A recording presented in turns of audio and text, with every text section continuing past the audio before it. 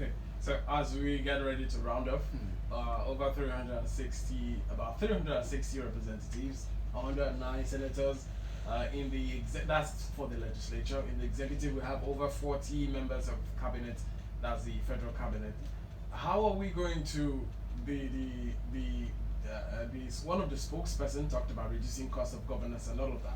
How do we reduce all of this and still have a functional government if we eventually transition to the parliamentary system? Thank you. The callers, all of them spoke so well, but there's something we need to clear.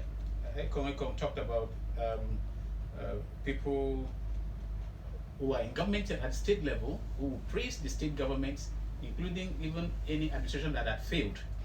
Some of them were there, so they have to keep praising because, like they say, table manners, they have to observe table manners. But when it gets to national, you hear them talk and you wonder if the same person that is praising a failed, supposed failed leader somewhere else, the parliamentary system is going to give real power back to states.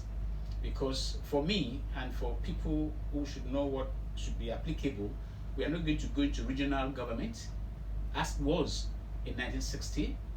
We were looking at states as federating units. So when you look at states as federating units, the challenge of what is that doing at the center will not be there, because the main actions will be here. And we'll be able to determine what we want. People will be more concerned because you won't have to go to Abuja before you become this and that. Those that go to Abuja will be very few. So real power is going to come back to the people if it's parliamentary. Remember, that everyone tried it, even at local government level. He tried it. It was the only state in the whole federation that did parliamentary system. I think 2002 or thereabouts. Yeah, 2000 and 2003. Where councillors were all elected as councillors, and they went there and elected one of their own as head of council. It cut costs. Some of them were the supervisors. It cut costs. You have more money for projects, not to make people lazy. Like we appoint people from, including from families and this and that. You have just rendered them useless because they won't do any other thing again, and they will never want to leave government. That's why we have some very unproductive people in Akwa State administration who have been there for some of them for 13 years running, and they'll still be there. Highly unproductive. Why? Because they have worked their ways in there. But in the parliamentary system, I tell you, I have bought into what Obama has said.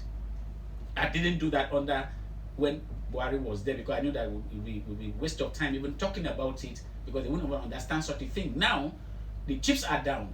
We must decide what we want and then strengthen the system. I've spoken about the issue of praise-singing. That's our problem. Sometimes not even the leaders. The leaders are so hopeless, so helpless, and when they see people clap for them, they can't help. They even buy walking stick. They have to dance to They dance to it. Yeah. They go back. They don't buy anything.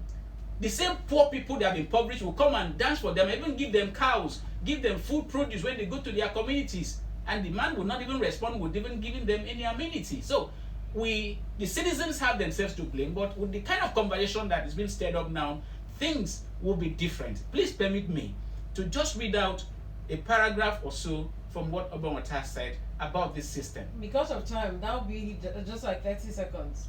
Let me see, whatever I can stop.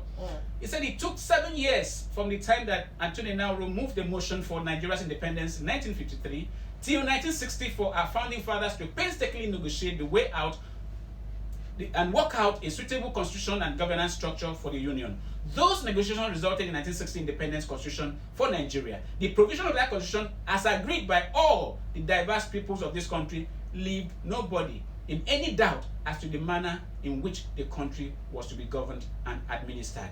The constitution provided for a true fiscal federation under a parliamentary system that allowed a last measure of autonomy to the federating unit. The unitary system that we operate today stands in complete antithesis to the federal system that was negotiated and agreed by all. This fact, and this fact alone, is at the bottom of all the challenges that the country faces today.